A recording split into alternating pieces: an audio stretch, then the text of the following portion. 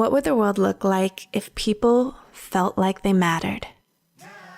Welcome to the Lead with Love podcast, exploring what it means to lead with love in business and life. I'm your host, Jada Selner, and in this show, I'll share meaningful conversations to help you, the creative, the entrepreneur, the world changer, reach more people, go after your dreams, and serve your community with love. I appreciate you joining me. Now let's get cozy and start today's episode. What would happen if you gave yourself space to slow down, listen, and allow yourself to play? If you feel like you've been forcing an outcome in your work or your life, then episode 148 of the Lead with Love podcast is for you. In this conversation, I get cozy with Kimothy Joy. She is a Denver-based artist who is passionate about creating artwork that uplifts and empowers women and girls. She partners with like-minded individuals like Melinda Gates, Reese Witherspoon's HelloSunshine media team, and others to create social awareness campaigns that inspire thought and action. Kimothys specializes in watercolor and ink drawings. She often paints portraits of heroines of past and present, and Kimothy is the author of a book that was personally gifted to me, and it's called That's What She Said: Wise Words from Influential Women, published by HarperWave. She recently had a baby girl, Luca Joy, and you can follow her art and her inspiration on Instagram at kimothy.joy. And of course, you can find full show notes from this episode over at jadaselner.com/148. Now, this conversation is about creativity, activism, and following your joy. Now let's get cozy with Kimothy. Yay. Hi, Kimothy. Hi, Jada.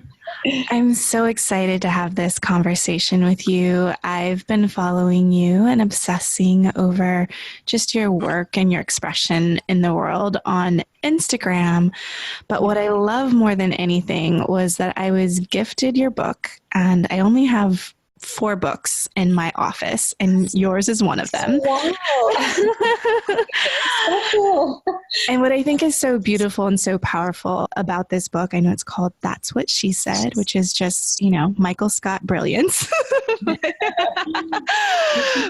I know the wise words from influential women, but the fact that it was gifted to me by another woman.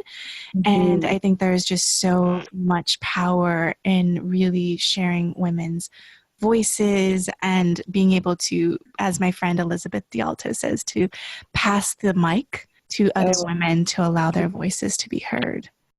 I love that. And that is the exact intent for creating the book. Just, I wanted it to be this like contagious energy in compilation of women's words, where one woman would just gift it to another woman who inspired her and lifted her up, and it would just keep getting passed on. And I love that. Pass the mic. That's great. Yeah. And I love that that's your intention. That was one of my questions for you. Like, what was the intention in creating this work? And that is beautiful. So one question that I always love to open up with is, what does leading with love mean to you? And how do you put love into practice in your work? Such a good question to begin with. Leading with love. I would say that for me, what comes up right away is having a gentleness in my listening of other people. And I think that really applies to my artwork as well. I think I'm listening from a loving place and just hearing what's going on in the ether or in the world. And that inspires what I feel called to sit down and paint.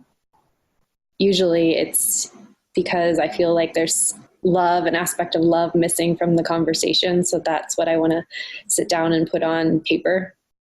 Meeting with love. I'm sure I'll think of like a million other things after we. Yeah. That's so good. Could go so many different places with that. Well, I think it's really powerful that, you being a visual artist, that the way that you lead with love is through listening.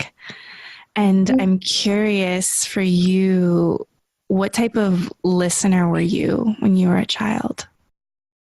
I was always like a very sensitive girl. I think I had like a very high sensitivity radar to other people's emotions. Very big empath from the beginning. I guess I wouldn't have called myself that in my childhood, but now that I've kind of worked with a therapist for many years and looked back on my upbringing, I definitely realized how sensitive I was, and definitely the observer in the family. And I was always tuned into how my mom was feeling. If my mom was mad at my dad, I was listening to my brothers, their frustrations or what they liked. It's definitely very easily influenced by everyone in my family. And I think I was just comfortable being the listener. And then I've always drawn and painted and was really creative and artistic, but I think that's how I would process all my emotions when I didn't feel comfortable sharing them verbally. What would you say to that younger Kimothy who used art as a way to process those emotions and feelings? Like, what would you tell her now, and what what would you say to her? I would say never stop. Don't put it down, which I definitely took a hiatus into my adulthood. And, this whole book and this painting journey or career, if you will, happened because I returned to painting and just letting myself play and explore and create without like a certain outcome in mind. So yeah, I would say just don't stop if this is the way that you like to express yourself and this is how you feel powerful and heard and seen and comforted, don't give that up. And I just wonder what my path would have been like if I just kept painting and, trusting that path a little bit more. Yeah. And my curiosity is, it's so big around this conversation because my daughter is 11 and she loves art and spending so much time. So I'm just taking your wisdom so I can embody it and pass that on to her. Mm-hmm. And what invited that hiatus into art? So why did you stop and when did you stop? Sure. I went to school, funny enough, I started out as art education. I wanted to be an art teacher. And then that was like pre-recession. And I realized, a lot of the programs that were being cut were in music and art. So I was just being very pragmatic and rational. And I think that got in the way. And that's probably how the hiatus started. I was like, how do I make money? My parents are going to give me money. They're not going to support me. They don't have enough to do that. I need to make this work. I need a real career. This painting, drawing thing, I'm good at it. And I can see that, I really enjoy it, but I just couldn't figure out how to make that work financially. So I turned to learning how to create art digitally because I was like, okay, I could be a graphic designer. I could do some things with that. I know I can make money doing that if I can't be an art teacher right now. And I would say, graduating from a small liberal arts school in Ashton, Ohio, my Bachelor of Science was in commercial art. And after I graduated, I just kind of followed the digital path and I enjoyed it, but it just didn't feel the same as working with my hands and painting and doing that sort of thing. And then for years after that, I did, graphic design, photography, communications consulting, things like that. It felt good, but it didn't feel the same. I don't feel the same aliveness as when I sit down and do watercolor art. Yeah. It was my pragmatic brain, rational brain. And was your family kind of contributing to that pragmatic action, or do you feel like you created that all on your own? Yeah, I think it was a little bit of both. I think just seeing my family and my parents always fight about money and struggle financially, I think that just ingrained in me this fear of like survival. Like you've got to figure this out. You have these passions and these strengths, but it just doesn't seem like a viable way to survive, and you're going to be able to support yourself. You have to thrive. You will never struggle like they did. It was like very fear-based, and that's kind of what drove me at that time in my 20s. I think mainly just seeing my parents like argue so much about it. My mom was a school teacher, and then my dad was in retail, like store managers for a couple different stores. And then there was four kids. So it just seemed like a lot of stress. So I think that was the big driver. Mm. And for you, you did get back into working with your hands and watercolor. And so where did the reinvention or the reconnection to that love of using your hands to create art come? Yeah. So the impetus basically for my return to just painting and playing and not taking myself so seriously, which was the best thing that could have ever happened.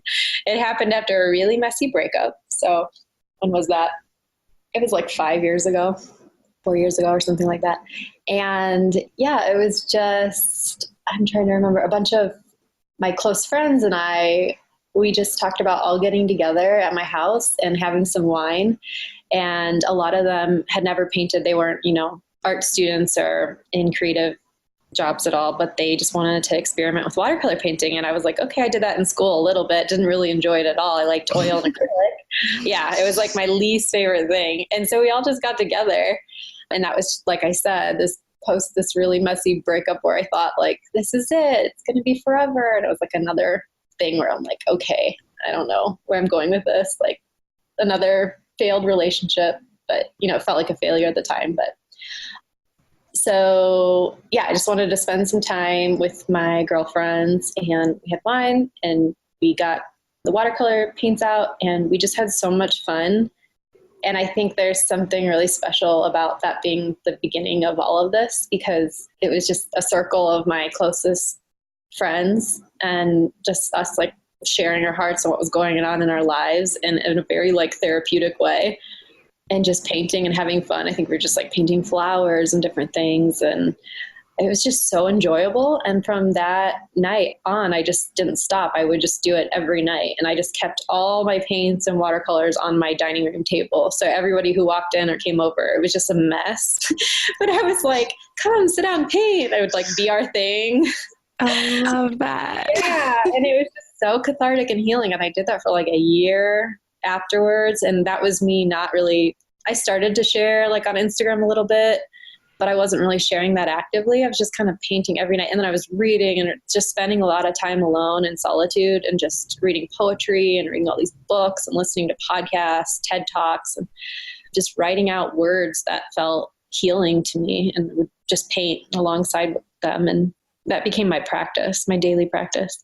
I love just the visual of imagining you around a table with the paints and the messiness and friends and wine. And you lift up so many voices in your work and in your book, but there was one quote that is by Kimothy Joy, which is, you say, "I dug my finger deep into where it hurt most and out flew a butterfly." Oh, I love that you brought that up. Where did that come from? That is so personal to me. And that I wrote that out and I painted it like a bloody finger. I think it is like a butterfly emerging. But that felt so personal to me and so true to my story and my life that I was really hesitant to share that and put that online.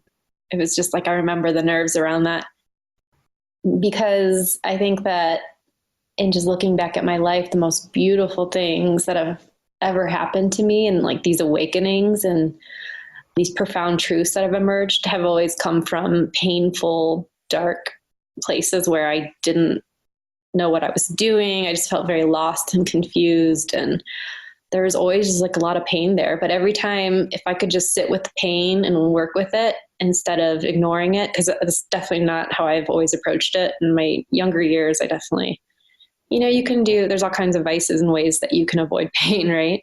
Yeah.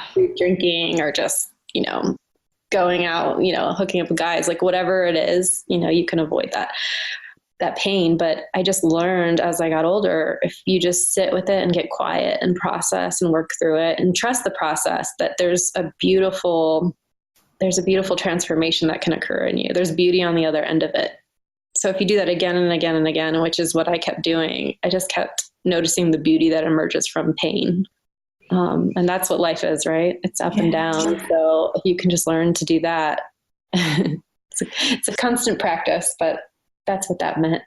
Yeah. And which is so beautiful when I think about painting, right? That like pain is in there, which is just so fascinating. And I know you said that you started kind of sporadically sharing your work on Instagram. Take me to that process and journey and how it kind of unfolded and unraveled for you. Mm-hmm. So yeah, after that first night of painting with friends, I just, shared here and there, and people were like, the comments and feedback were like, wow, you're really good. And it was great. It came from all different people, ages, genders. It was just really interesting. People would just say out of the blue, hey, I love what you're sharing. And I'm like, oh, really? Okay. But it was like I said, I would just read something. I would just kind of ruminate on words, and whether it was poetry or a quote, it was just something that I could digest almost like a mantra, and I could just sit with it that day and I could put it out there.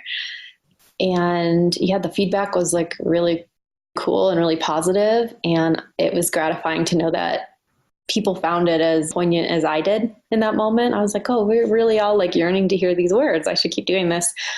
But I think the real spark or catalyst for me sharing pretty diligently online was the election. And that whole election process in 2016, just hearing the public conversations and dialogue that was occurring, and just hearing how messy and disrespectful it was from all sides. It was so painful to me to hear. And I just couldn't believe it, what was being said, especially about women, just denigrating words about women. And that really stung. And so post-election, I think the first thing I painted was Make America Kind Again, because I was like, where is the just common decency, the kindness, the respect for one another? This is all so broken. Like, what is going on? So I sat down, I painted that, probably had some wine or whiskey, lots of tears, and I put that online. And then, I didn't have a very big following at that time, maybe like 500, 800 followers. I do not even remember, on Instagram. But then I shared that and went to bed. And then the next day, there was just so many messages and feedback about, wow, this is what we need. Make America Kind Again. We need kindness. It really resonated with so many. And they're like, can I get this on a shirt, on a tote bag, in a print, like a sticker? I was like, I don't know, maybe I can figure that out. So I'm pulling, and that is how I launched an online store. At the time, my partner, Greg, we were just started dating, and I was like, can you help me figure this out? We need to get this kindness message out there. And maybe we can, do you know how to start an online store? So he helped me. It was our little project. And I was like, this is great, because, percentage of the profit of these sales can go back to Southern Poverty Law Center and Planned Parenthood and different organizations that I believe in and that I wanted to fund on a regular basis. So it felt because the few days before that, I really felt like I was just stuck in this place of despair. And this felt so productive, like something I could do. And I could invite other people to join me. So it started to give me hope. And it was just really healing to start that. And then from there, after Make America Kind Again, I started painting the portraits of women. And it just started with Frida Kahlo, just doing a couple different renditions of her. And I'm not even sure why. I honestly just feel like I was called to just start painting different women, and it just kind of snowballed. It wasn't like I set out to create this whole collection of women and I had this plan for what it would look like. It kind of evolved, starting with Frida. I was like, I just want to celebrate women and remind everybody how powerful we are, how powerful we all are, and that we have limitless potential, and this is missing from the conversation. So after Frida, I painted Maya Angelou, and I started to kind of refine the look of it, and I started sharing online even more. And then people really gravitated towards the portraits of women, their watercolor portraits with the quotes. And it just took off from there. The Women's March started sharing them. People from all over the world. I was just blown away. And that's kind of where I realized how quickly things can spread on the internet. I'm like, how did they get that? I was always so confused. I was like, oh, the World Wide Web thing. Okay. I was like, how do they know where do they find this? My artwork, this is crazy. And I'm so curious with you being, the sensitive empath that, holds a lot of feelings and emotions and just the stir of everything that was going on politically. Was there anything scary, or did you have any hesitation, or like what was going on in your mind before you posted to make America kind again? Like, did you know that you were stepping into a field of a political conversation? No, not at the time. It was very just intuitive and emotional, the whole process. And it was almost like after the fact, and then people are like, you're an activist. The more I got involved in all these different things, and I started creating more and more artwork and partnering with Women's March and all these different movements and these nonprofits, it was like then that people are like, oh, you're this, like the label came. And I was like, no, I'm just this artist that's trying to feel better and like give myself hope and give others hope. So it was really interesting. I had no idea what was happening and what this would all lead to, really. It's amazing. Yeah. And what I think is really beautiful is that you listen to your intuition on the journey, because we can hear a lot of outside noise that starts to shift the conversation, but you really took action from within and let that guide you. Right. And that's like one of the biggest lessons that I really reflect on that I've learned over the years is just making that time and space to listen so that you can answer to those callings. Because I really believe that was a calling of some sort. I don't feel like it just came from me. It was just like this collective conscious, like this needs to be said. These women's voices and their words need to be heard right now at this point in our time, in our history. And, anyone can do it. You can do it. And you have the tools to do it. So that's what I just answered the calling and put it out there. But had I not just been making time every day to just be alone and paint and play and just get quiet, I don't know if I ever would have heard that or had those ideas. I don't know if this book wouldn't exist. Yeah. I wouldn't be on this path. And I think it's just so cool to look back and think about how this all happened. And that's what I get to talk to a lot of like younger people at colleges, and I do workshops and stuff now. And that's one of the biggest things that I share is just like make that space to be alone and just get really good at tuning into your intuition. You never know what you're going to hear, what ideas are going to come. And if you're not making that space, if you're just tuned outward to all the noise that's happening, you're just going to get lost in it. You're not going to have your own like original ideas or creativity. It'll just get stifled.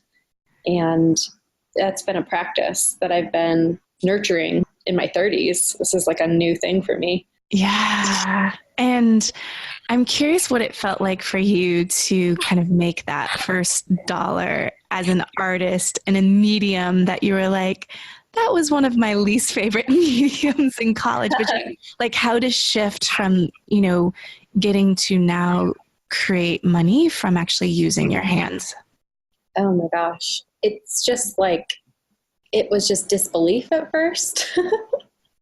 And I still, if I just think about it a lot, I'm like, I just question it. If I let myself go there, the self-doubt will creep in and I'm like, really? Like what? This is just because, like the hand lettering is just my style that I've always had, that you can ask anybody who went to school with me. I was always the kid that's just like doodling forever and like the margins of my notebooks. And it just has looked very similar and it just kind of evolved, but it's just so innate to who I am and the style that it's hard to believe that people will appreciate it enough to pay a certain amount.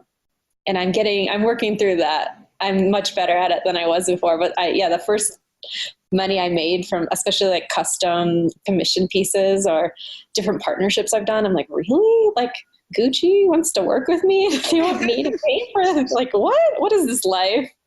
Or like Melinda Gates, I'm still just like, how does this happen? Okay. My partner, Gregory, is so wonderful. He's like, never be surprised by your success. Like, why not? Why not you? And he just says like most affirming things. I'm like, you're right. Why not me? But it's like, that voice is like, are they sure? Yes. even like you wanting to interview me for this podcast, everything I do, it's always like that hesitation and self-doubt. And it's like, are they sure they want to talk to me? Do they know who I am? Are they like, did they really do their homework? Right. But then, you show up and you say yes anyways, even though you're like scared and full of self-doubt, and yeah, you do it anyways. I love that. And I think I've had those moments. I actually just reflected back on that. I'm working on a book and remembering when I was like crying on my husband's shoulders in the middle of our living room floor of like, why me? It's like this. And at the same time, there was this natural yearning. Like you inside wanted to get paid for just being you and expressing your art in the world. And like now that it's arrived, there's this hesitation and doubt that comes with it. And I think something that's really beautiful about that is that we can maintain that sense of humbleness in the process as we grow our message and our movement and the mission that we want to move out into the world. Yeah. And I've noticed that about myself, just even like you were saying with the book. I know it can be so scary because you're like, who am I to have this book or put this book in the world? It's just an immense amount of pressure. And there's that ambivalence you feel like this is my greatest dream come true. Like I loved books as a kid. I was just in the library. I would sit on the floor and just stack up all the books and go through them over and over again for hours. When my mom was like studying for a master's, that's what I did every summer.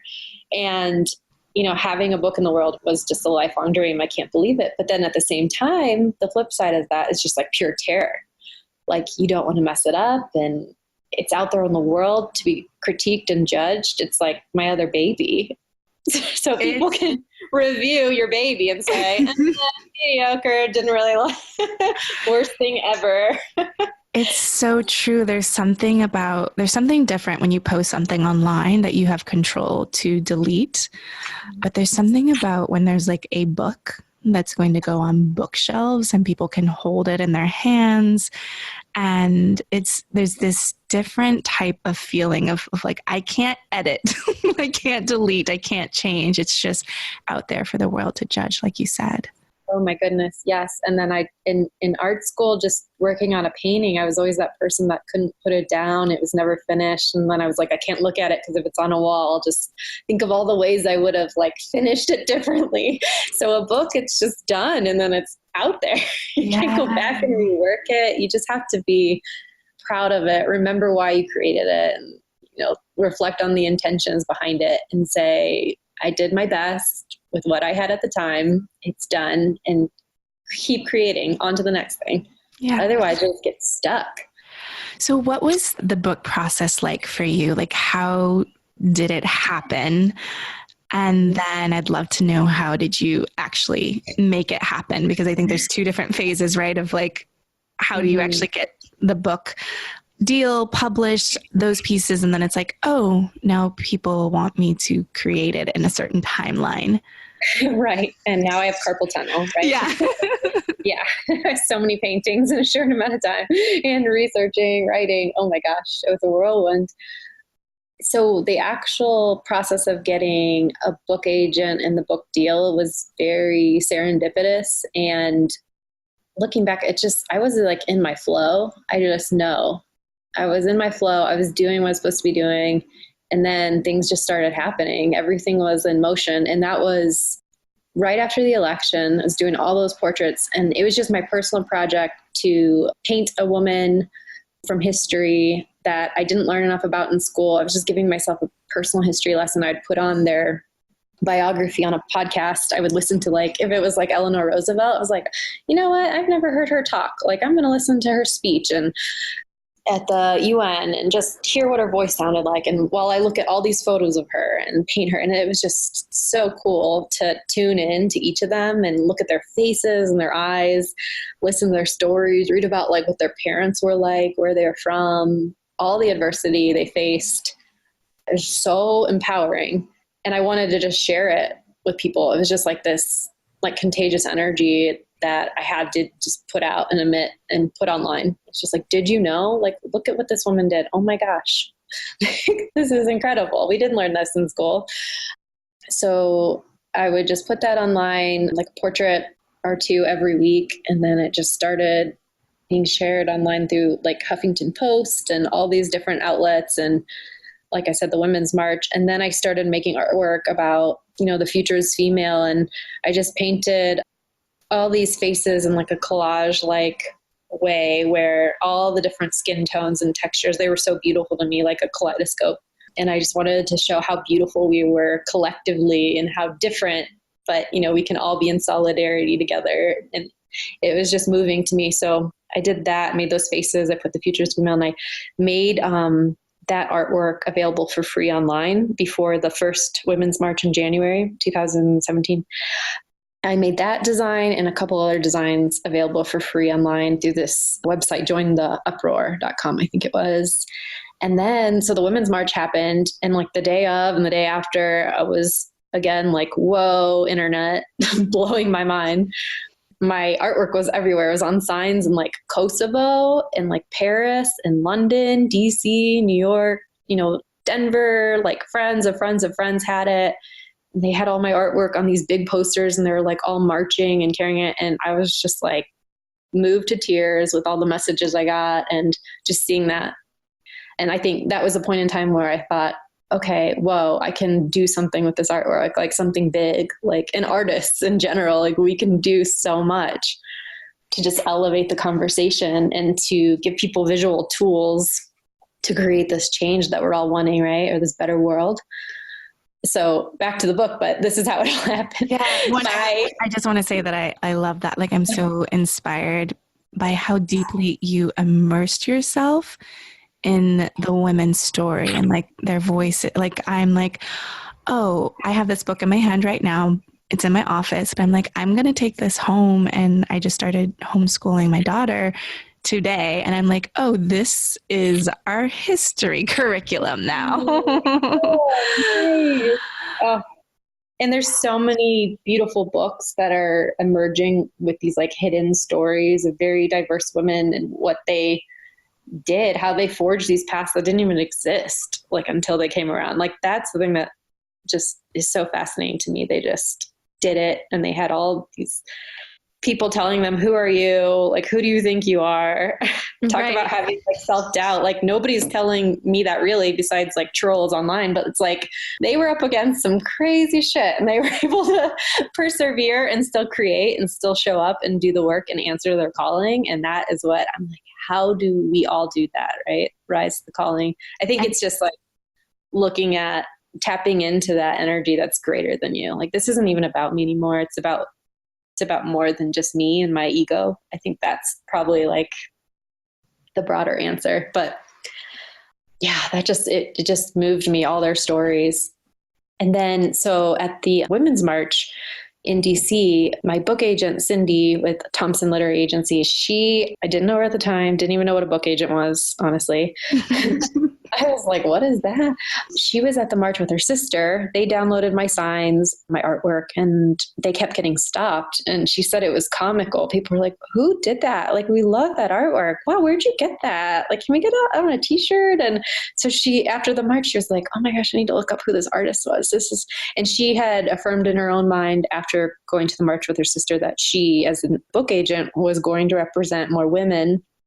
And her mission was to just get the full female experience out there and women's words out there as an agent into the literary world. That was her new mission. So our hearts basically aligned, and she reached out the day after and emailed me. It was just like, hey, I love your work. I love what you're doing. I'm really drawn to these portraits of women you're doing. I think you have a book here. I'd love to represent you. Can we talk? It was just that simple. I was just like, what? And we had a call like the very next day, and she just explained how she thought it'd be a beautiful book, and she explained her mission and what she wanted to do with her career. And it all just felt so in sync. And I cried. And when I hung up, I was like jumping up and down in my apartment. I was just like, what is this life? So I don't think it's like a typical, let's look for a literary agent story. I think that we both tuned into the same energy and beliefs at the same time. And that's how we connected. I think it was a greater force that brought us together. Yeah. And I think, it's starting to be how things happen. I remember, you know, with our book with Simple Green Smoothies, it was a similar process of like, it's like when you create work that moves you, that then moves people, it's like that's when the energy and the responses happen. And even like the tea that I'm drinking right now, my tea inspired message is let your heart speak to others' hearts. And Oh, yeah. that's beautiful. I'm going to illustrate that later. I'll send you Send me that one. Copyrighted.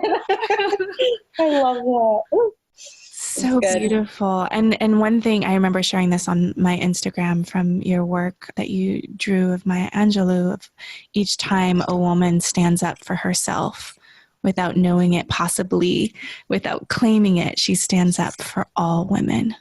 Mm-hmm.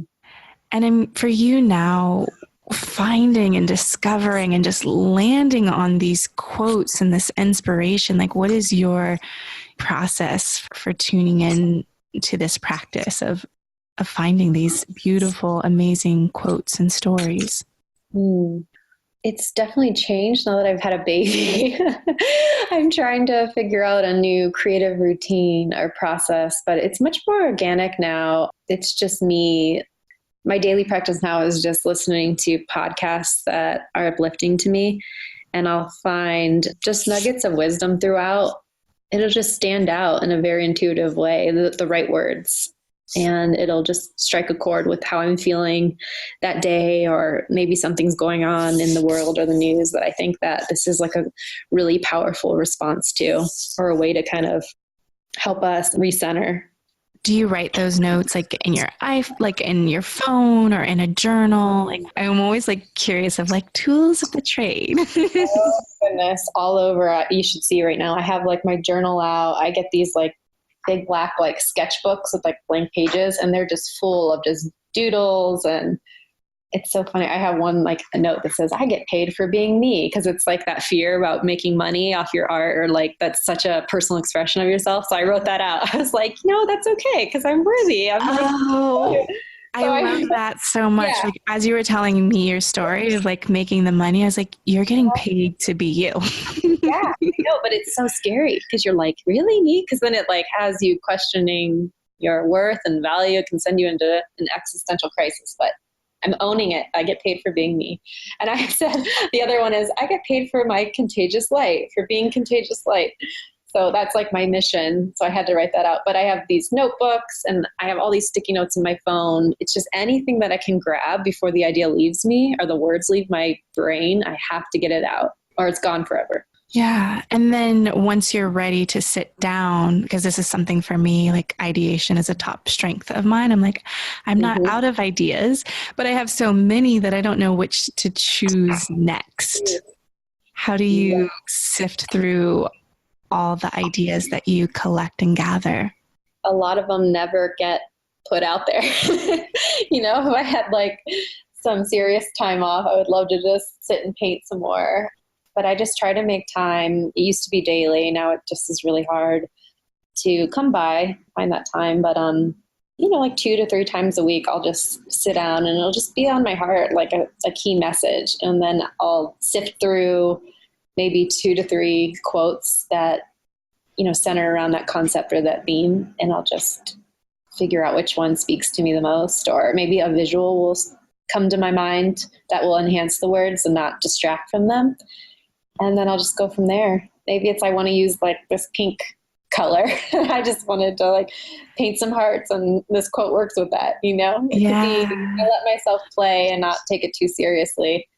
And not everything makes it onto the internet either. Sometimes I just have to paint some stuff out, and that's where I begin, because otherwise it feels just too contrived. Yeah. Create just for the sake of creating. And then after you create, you can assess if you actually want to share it with the rest of the world. And sometimes when we create from that place, you look at it and you're like, this is really good. Post, like there's we do it from a place of like, how do I make the right thing so that it resonates with everyone? And you're really creating work to resonate with you first. Right. Because if you're thinking about everybody else, I think you're creating from a completely different space or mindset. that's limiting, because that's probably fear-based, right? You're trying to please and make sure it appeals to everyone, and you can never do that. But I just try to keep an open mind, and it's not always easy to do, but I just try to play in the moment. And there's something on your Instagram bio, you say, painting the world I want for my daughter. And I'm curious if your art and your mission has shifted, or what new ahas have come up since becoming a mother. And you're a new mama, right? Yes, I am. Luca is 9 months old, so still feels very new. Still adjusting my life. Yeah, she's so great. Yeah, that's very much still true. I am just painting these messages. I would probably add, I'm creating art for a more beautiful world that our hearts know is possible. And that line, a more beautiful world that our hearts know is possible, is from Charles, is it Epstein, I think? I might be butchering that, but he has a book that's titled that. And I love that title so much, because I think that that's what I'm doing on a broader level. It's not just for women. It's not just for girls. It's just for humanity. It's respecting the humanity and dignity and potential of all people. That's what I feel called to do. So it definitely is shifting. When I first started painting, I felt very called to focus on feminist issues and things like that. And not to say that what I'm focusing on isn't feminist in a way, but maybe I'm just looking at different ways, different words, just new words, new ways of thinking about things. And I think that's been happening since I've become a mom.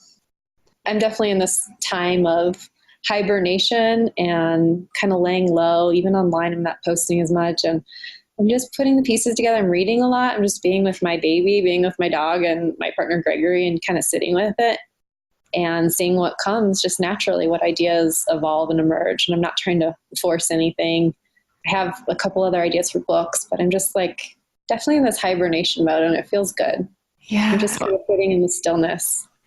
Well, it comes back to how you created that first body of work of being willing to listen and play and creating that space. And I know one of the pieces that print works that you have on your shop is an Oprah quote. And she says, "A daily ritual is a way of saying I am voting for myself. I'm taking care of myself. I love myself." And now that you have a daughter, what daily rituals do you have in place, or are they completely out the window? Oh, I just love that Oprah quote so much. It's so good. And, mainly like this whole self-care thing, we hear, it's a buzzword. We're seeing it everywhere, but it's so important. And it goes back to this transition in my life to listening to myself, tuning inward instead of outward. That's a whole practice of self-care for me that I didn't know how to do in my 20s and my teens and earlier than that. I don't think I was ever taught. I don't think my mom necessarily had the privilege or time to tune inward as much as we can nowadays. And it's just so important. So that's definitely something I want to share with my daughter, and I want her to see me just loving myself and having these little habits that just exude self-love and self-care, because it's so important. And they pick up on everything, And right now, just trying to think about how we start our day. We definitely have a little routine going on. So we bed share, co-sleep, and I love it. And so she'll wake up and we just kind of play, and we have some books and stuffed animals, and we just wake up slowly and kind of snuggle and laugh. And then we get up, and I always drink hot lemon water in the morning, and I light a candle, and we'll say good morning to everybody and play with our dog, Charlie, and just sit on the floor and kind of play with some toys. And the rest of the day is like a blur and pretty hectic, but that's how we start our day. That's really a great question. I didn't really think about that. Is our little ritual. And I think I was just doing that unknowingly. Yeah. And it's so fascinating because I'm like, this sounds a lot like my wake up routine. And I will say that you can maintain that, the snuggles and laughter and greeting everyone as they get older too, which is really, really cool. Yeah. They will still stay snuggly and play with the dog and all of that stuff. So I'm curious for you, as I feel like there's this transition of moving into your next body of work, and there's no forcing and finding that, but is there a dream, a desire, a wish, an unsung song for you that you've been wanting to do that you haven't pressed play on yet? Yeah. I think it's hard to articulate it just yet because it feels like this hazy dream, and I'm just like waiting for it to form and just following the breadcrumbs, I guess. I feel called to do more in-person gatherings with other women and girls and I guess, people. Because anytime I do an in-person event and I share the stories of women, or we talk about the artwork or what different quotes and mantras mean, and people share the stories of what their mom always said to them or their grandma, and we can have that in-person exchange, and it is so amazing and energizing, and I want more of it. And also just inviting people. I've been doing painting workshops, portrait watercolor workshops, and when I invite people who maybe have like reservations or hesitation to paint, and they're like, I'm not an artist, or I don't know what I'm doing. And just seeing them play and have fun and enjoy themselves, and just starting this like painting habit afterwards and sharing online with me what they've worked on. I love that. So it's just inviting people to play and maybe possibly even experience healing through artwork. I think I want to explore art therapy. But I'm thinking just in-person workshops, and there's something there, maybe like retreats centered around artwork and just talking about our experiences as women and girls in our society. And there's something there, and I just don't know how it's going to manifest. Well, if you need me to interview, I'm like, oh, my daughter, like all she wants, is to do more art. And what does she like to do? What's her favorite? Right now, she's really into the drawing and animation, but she's the doodler, always doodling and sketching. She's inspired by comic books and anime and just different pieces.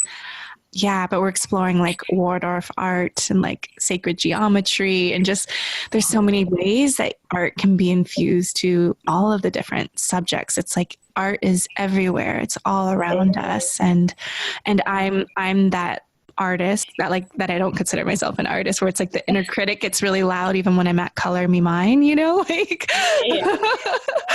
I can't paint this cup. Like, so. Right. So it's breakdowns. I'm like, it's going to be okay. Yeah. But I think there's something really beautiful and transformative. So I see your vision, I feel it, and like I will hold that vision for you, because I think there's definitely something in there when people get to gather and create and connect and have conversations. So maybe that's it. Create, connect, conversation. It's as simple as that. Yeah. So I'm so more in love with you, after being able to dive through your art and the quotes and the stories that you shared. And that's what she said. So if anyone is like, ooh, it's a very beautiful book, but I'm curious if there's anything else we haven't covered that you would just love to share before we say goodbye. Oh, sure. Oh, this has been so fun, by the way. Thank you so much. You're so sweet. I think I wanted to add that I really believe that our words create worlds, like what we focus on, the daily thoughts we have, the daily mantras we're looking at. That's a whole nother reason why I created this book. I think words are so powerful and they affect everything. So that's like another mantra that I love. Words create worlds. And then I will add the other one that I always like to share, and it's just one that I abide by, is find joy in life, share joy with others.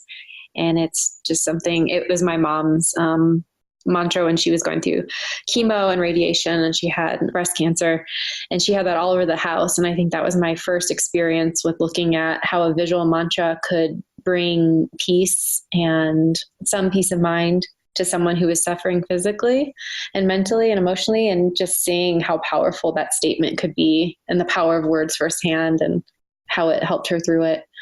That's the saying that I just love. And I feel compelled to share it with everybody because she would have wanted that. So find joy in life and share joy with others, whatever your joy may be. Oh, beautiful. Thank you so much, Kimothy Joy. Thank you so much, Shada. This was so fun. I appreciate it. Thank you so much for your heart and attention in listening to Lead with Love. If this message, leading with love in life and business, and remembering the humans and beating hearts behind the numbers and all of that good stuff, I would love for you to take the time to leave an honest review. It would mean the world to me, and it also helps more people find out about the goodness and helping spreading more love in the world, which we really, really need. So I would really appreciate that, and I'll talk to you soon. Bye.